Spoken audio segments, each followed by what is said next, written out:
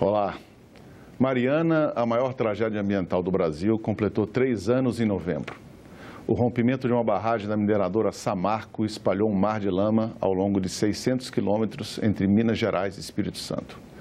19 pessoas morreram e 500 mil foram atingidas de uma forma ou de outra.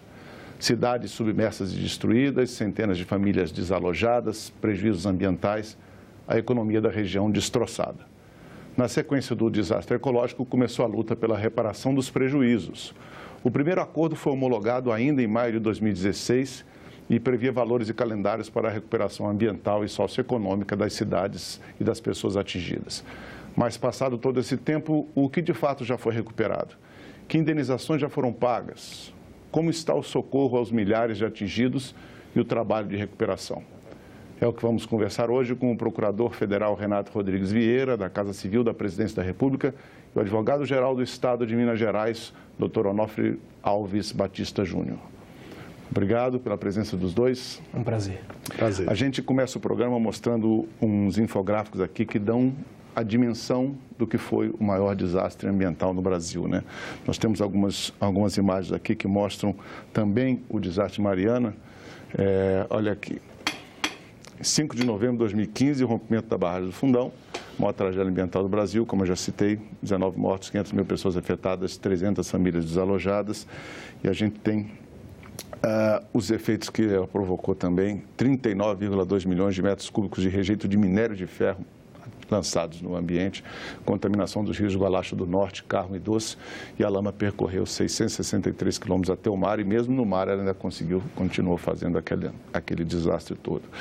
Bom, a gente sabe das consequências desse desastre para as pessoas e para o ambiente, né, para a economia local, e a gente gostaria de começar perguntando para o doutor Renato, como é que está o cumprimento desse acordo inicial do qual o senhor fez parte, inclusive? Bom, Silvio, antes de falar sobre o cumprimento, eu acho que é importante falar sobre as nossas expectativas em relação a esse acordo.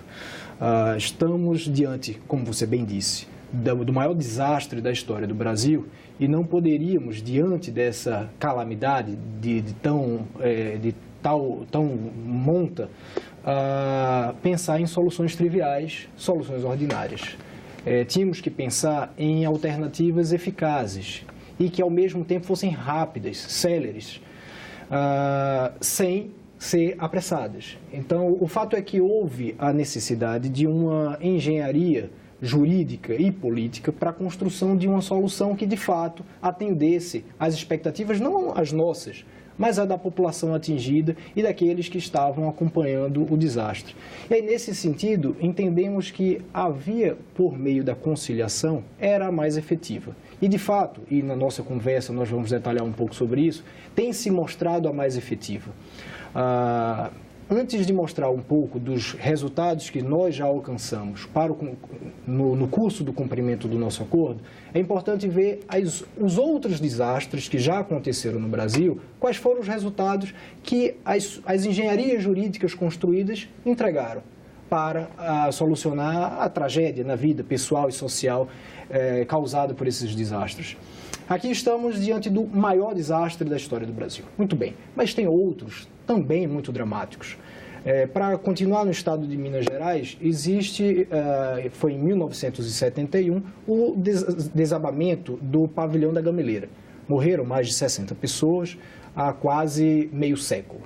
Até hoje, as ações judiciais continuam em curso e as pessoas ainda desamparadas. Em 1984, também há bastante tempo, houve um incêndio na Vila Socó, em São Paulo.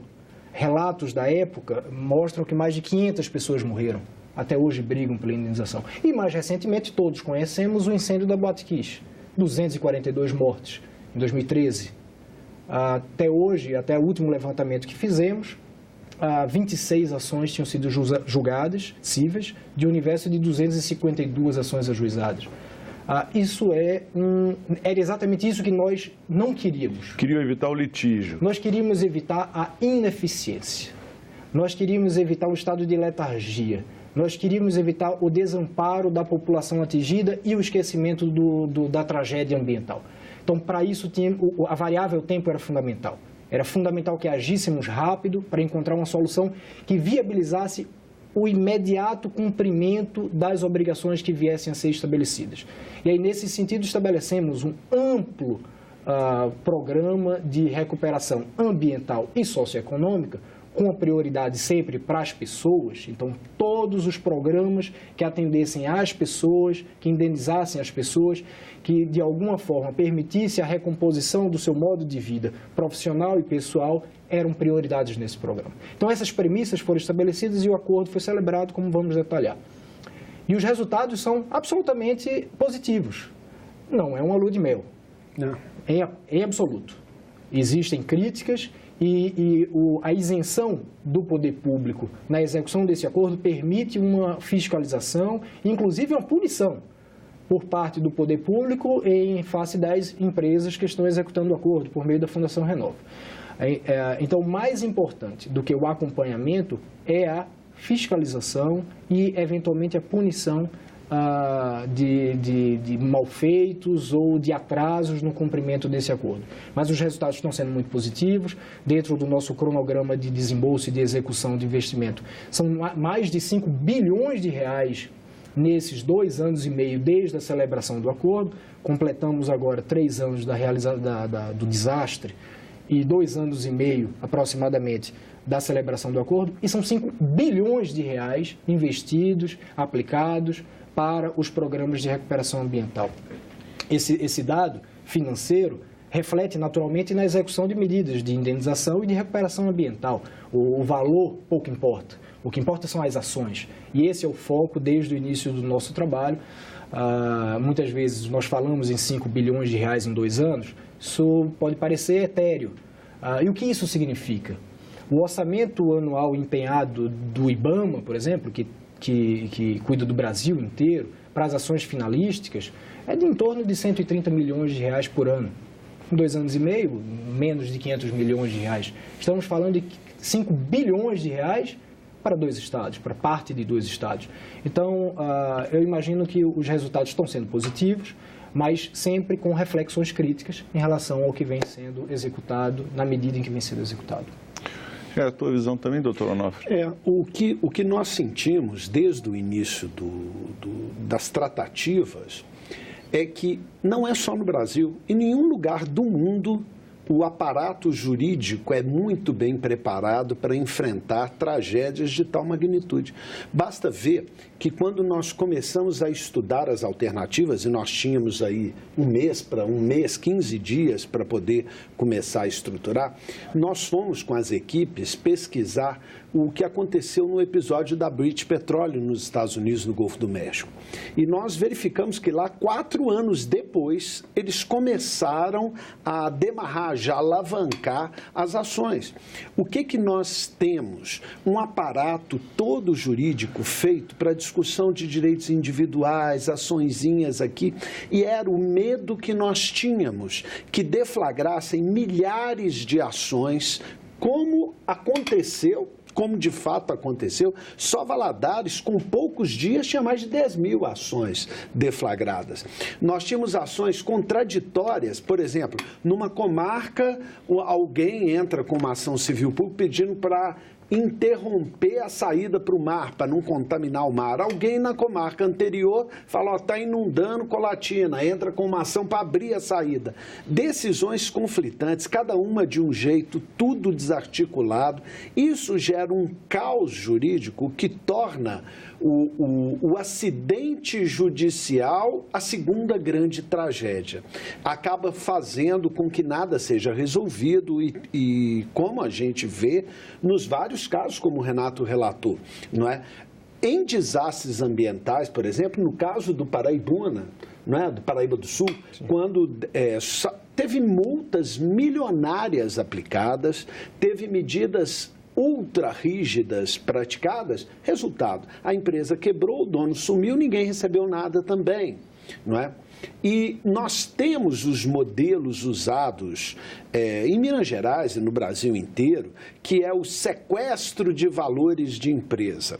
Por exemplo, chega pede-se o sequestro de valores de empresa, faz aquela montanha de dinheiro, bota um servidor público para gerenciar a montanha de dinheiro, sem o menor preparo para aquilo, descapitaliza a empresa, com certeza quebra, gera um desemprego monstruoso. Então, nós tínhamos de equacionar as tragédias judiciais da montanha de ações, a possibilidade de gerar um desemprego em massa com aquilo, a descapitalização da empresa, ou seja, tornar perene essa geração, essa quebra de emprego e, pior, evitar o funcionamento de empresas que poderiam aportar recursos no trabalho de recuperação. Então, nós tínhamos que montar esse quebra-cabeça. E uma questão era fundamental. Nós tínhamos de fazer isso em 3 meses. Nós não tínhamos, no caso brasileiro, nós não temos 4 anos como aconteceu nos Estados Unidos. Nós temos de ter uma solução, embora não perfeita, factível. Não é? Qualquer solução demorada já não seria boa. Foi feito em 3 meses um acordo, traçado em 3 meses o acordo. 3 anos depois se discute esse acordo feito com 3 meses e creio eu que, salvo um detalhe ou outro, nada se altera, né? Os programas são todos mantidos, tudo que tinha de ser colocado está ali, não há limite para indenizações. Inicialmente se previa um limite de 20 bilhões, mas acabou sendo retirado no acordo. Esse corte precisa ser feito. Houve, 25 dias após o desastre, o ajuizamento de uma ação civil pública pela União e pelos estados de Minas Gerais e do Espírito Santo. Essa foi a semente da cooperação interfederativa que depois gerou frutos. Absolutamente inédita, e que houve esse ajuizamento com laudos técnicos de todos os órgãos ambientais e sociais da União e dos estados e dos municípios. E nessa ação foi estabelecido um valor de 20 bilhões de reais, um pouco acima disso, como sendo aquele necessário para a recuperação ambiental. Então, nunca houve a previsão de um limite de 20 bilhões sequer na ação judicial. Mas durante as tratativas isso ficou ainda mais claro e é uma premissa do acordo, o não estabelecimento de qualquer limite de investimento. O limite é a indenização e a recuperação integral de todos os prejuízos causados pelo desastre. Custe o quanto custar. Então, estamos falando de 20 bilhões, 30 bilhões, 50 ou 100 bilhões? Não sei. O fato é que as empresas precisam cumprir os 42 programas estabelecidos e prestar contas ao poder público. Apenas quando o poder público der quitação é que consideraremos o acordo cumprido. Existem cláusulas com vigência de mais de 10 anos, com 15 anos, renovável por igual período. Tem um programa de acompanhamento da saúde da população atingida que faz uma retrospectiva dos 10 anos, principalmente para analisar questões epidemiológicas da população nos últimos 10 anos antes do acordo e o acompanhamento dos 10 anos após o acordo. Se identificar qualquer indício de surgimento de questões epidemiológicas na região, aquele programa é renovável por mais 10 anos e por outros 10 anos. Então, é um programa, é um acordo com execução perene, enquanto houver necessidade de melhoria da situação ambiental e social. Outra premissa do acordo é que o cenário precisa ser melhor do que aquele anterior a 5 de novembro de 2015. Havia mazelas sociais e ambientais na região antes do desastre. Claro. E o fato é que nós não podemos imaginar devolver para a sociedade um cenário ambiental e social tal qual existia antes do rompimento da barragem. Queremos devolver à sociedade, àquela região, num padrão da política pública. Então, as comunidades precisam ter saneamento básico, precisam ter postos de saúde, precisam ter escolas, precisam ter ruas calçadas, precisam ter um meio ambiente equilibrado, com água passível de atividades esportivas, de pesca. Então, é importante que nós devolvamos o meio ambiente e a situação da comunidade melhor do que aquela. Esse é o desafio e esse foi uma premissa do acordo. Pode falar, eu ia perguntar mais em cima de quais são os programas. Tem uma questãozinha técnica boba, mas simples, que é o seguinte: o acordo não tem limite para indenizações. Existem o que nós chamamos de compensações, seriam contrapartidas ao sofrimento causado, melhorias, como o Renato coloca. Essas foram colocadas no acordo, algumas melhorias. Por exemplo, 500 milhões de financiamento para saneamento básico, porque as cidades jogam esgoto, às vezes não tratado, no rio, e isso acabava com o rio, isso arrebentava o rio. Então, para que fique melhor do que era antes, estações de tratamento vão ser construídas ou já estão sendo construídas, algumas já prontas, com esse dinheiro de compensação, que não afeta indenização. E o mais interessante é o seguinte, o acordo tem um ferrolho. Se atrasar o cumprimento dos programas, são aplicadas multas pesadas.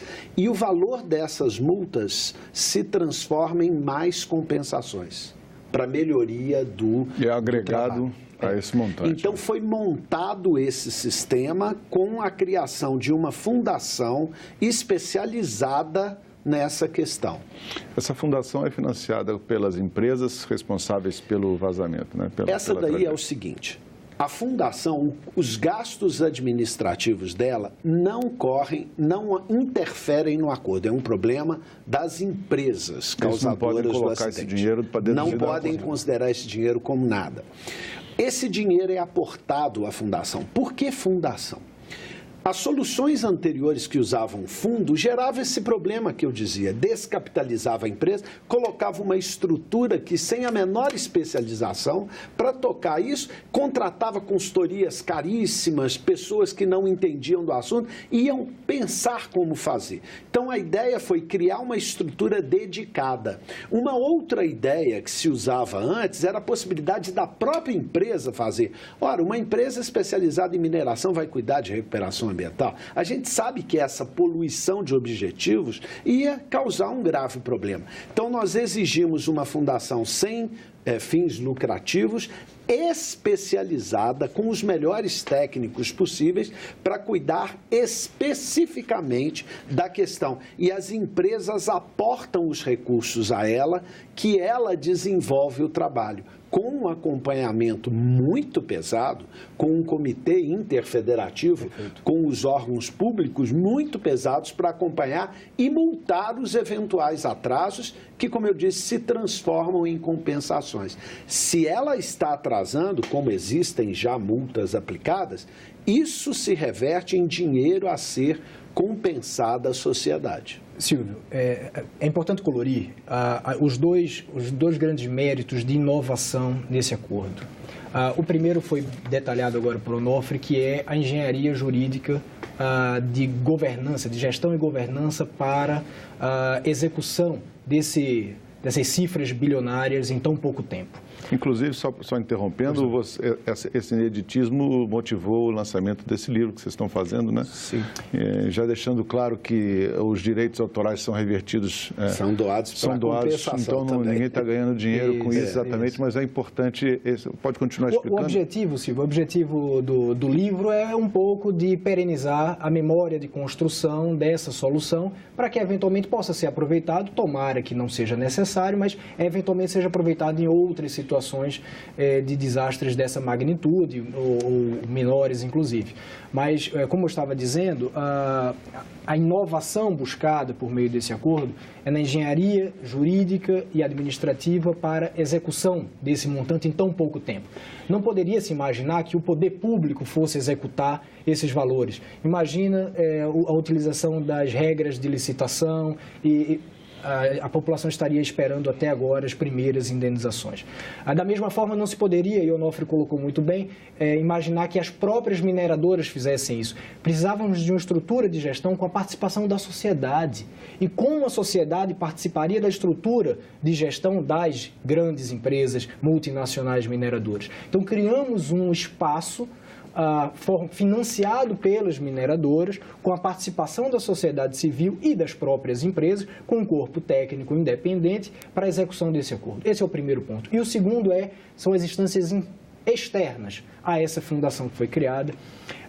Aquela semente que eu falei de uma parceria interfederativa se refletiu num comitê interfederativo criado pela União, pelos estados, pelos municípios envolvidos, para fiscalizar de maneira harmônica a execução desse acordo, com todos olhando para o mesmo lado, evitando naturais, esperadas, divergências pontuais. Então, ali, passamos para a fundação uma decisão de todos, evitando um conjunto de decisões individuais que atrasaria o processo. Então, essa é a primeira grande inovação, a engenharia construída. E a outra é a ousadia, infelizmente, temos que colocar dessa forma, de buscar uma solução efetiva, nova. Vivemos, cada vez mais, um ambiente na administração pública de administração do medo, onde é muito difícil inovar. O empoderamento, isso é muito saudável, dos órgãos de controle, faz com que o gestor público sinta-se, de alguma forma, receoso de inovar. Isso gera um conservadorismo e esse conservadorismo gera ineficiência. Então, a busca por soluções inovadoras é muitas vezes reprimida pelo cenário de administração do medo que a gente vive hoje. Essa é a grande ousadia, em 116 dias celebrar o maior acordo da história do Brasil e 3 anos depois não terem sido apontadas críticas aos programas que foram estabelecidos. Essa talvez seja a grande contribuição retratada no livro, mas sobretudo na execução do acordo. E essa questão que o Renato coloca é muito importante. A grande segurança, porque as soluções são ousadas. Você faz comitê interveio, questionou se a Constituição admite que faça. A gente trabalhou no vácuo e com soluções inovadoras e elas são sempre arriscadas. É sempre mais fácil falar não pode, aí que se dane, deixa para lá o problema. Então tem soluções ousadas e a forma que nós usamos para garantir toda a lisura foi exatamente com a participação de todos os que quisessem. O tempo inteiro, órgãos do Ministério Público, Defensoria, todos convidados a todas as reuniões, ou seja, essa participação intensa de todos, não é? Que seria a grande garantia ou a grande segurança para que pudéssemos inovar em alguma coisa. Uma certeza nós temos. Indiscutivelmente, esse acordo é o maior grau de solução dado por uma tragédia ambiental de grande porte. No Brasil e no mundo. Isso não resta a menor dúvida de que é o que teve o maior grau. Você fala, é uma felicidade, um sucesso total? Claro que não. Por isso que nós prevemos multas e por isso que multas estão sendo aplicadas. Nós sabíamos das dificuldades? Claro. Hoje, um dia desse, por exemplo, estávamos levantando com a Fundação Renova, para cada pescador que estava lá, por exemplo, apareceu outro vindo de outro lugar para receber indenização. Aí o que acontece? A Fundação vai e agrava os requisitos de prova. Opa, você tem que provar que estava aqui para não ter o oportunista. O resultado é que na hora que ele agrava, o pobre coitado que estava lá, que teve os documentos levados pela lama, tem dificuldade para poder... O justo paga pelo pecador. Exatamente. Né? Cria-se uma dificuldade que o poder público tem de estar presente nesse comitê interfederativo e hoje tem atingido no comitê interfederativo também, com direito de voz, exatamente para que o poder público continuamente pondere a atuação da Fundação para evitar que esses efeitos causem um curioso enrijecimento burocrático da Fundação, que é a privada, para poder atender essa questão. A gente vê com toda clareza por que o serviço público se torna altamente burocrático.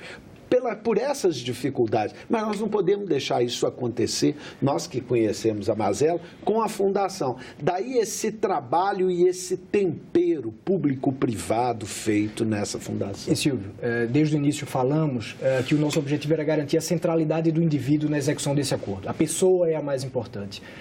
E trazer um dado apenas para refletir o que eu acabo de dizer. 3 comunidades foram absolutamente destruídas. Bento, Gesteira e Paracatu. Elas precisam ser reconstruídas. E a reconstrução passa pela oitiva participação ativa da sociedade. Elas vão escolher o local, a forma de construção, as relações de vizinhança, tudo isso. Então, apenas para citar um exemplo da participação efetiva da sociedade no cumprimento do acordo, a construção da Nova Bento, o local da construção da Nova Bento Rodrigues foi escolhida por 223 de um total de 226 famílias.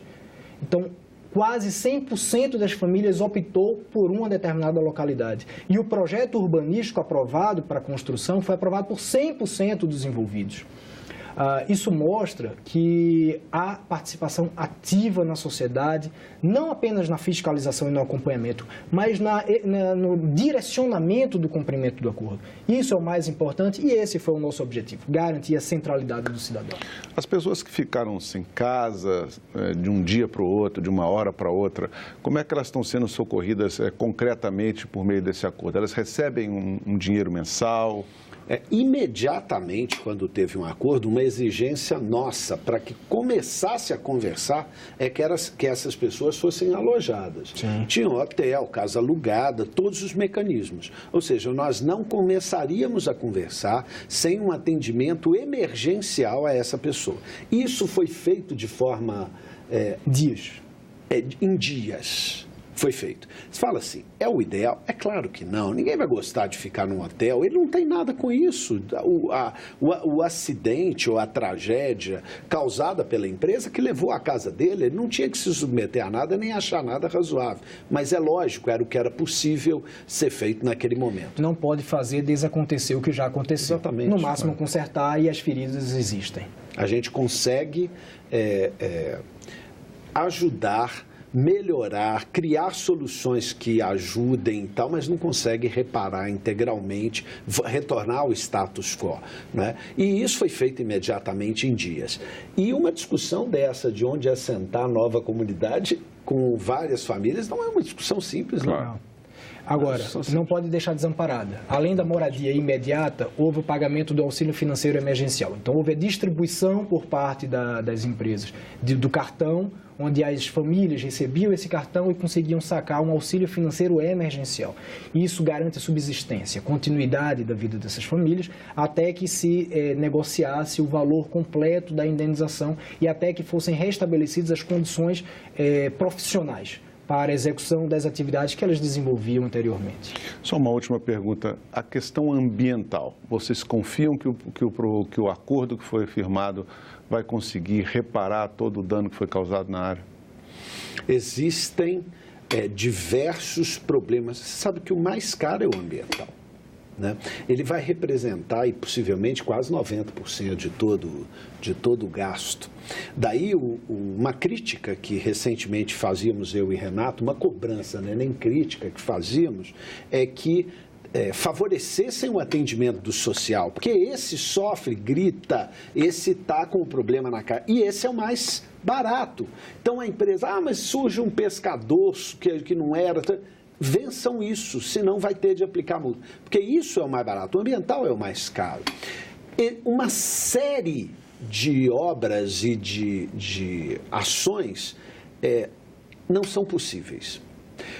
Retirar, por exemplo, escavar o leito do rio, destruindo completamente... Piora o cenário.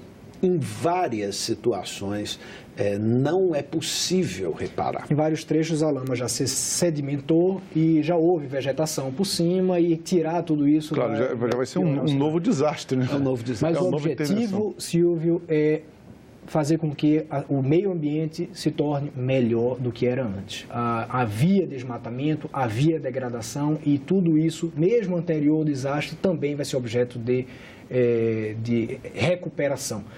Se em um dos programas específicos houve um desmatamento por meio da lama de 2.000 hectares, além da recuperação dos 2.000 hectares, outros 40.000 hectares vão ser recuperados para compensar o desastre. Então, a ideia é que nós, com isso, com essas ações compensatórias, estimulemos a resiliência do meio ambiente para que ele se recupere da forma mais rápida e se torne, sem dúvida nenhuma, ainda melhor.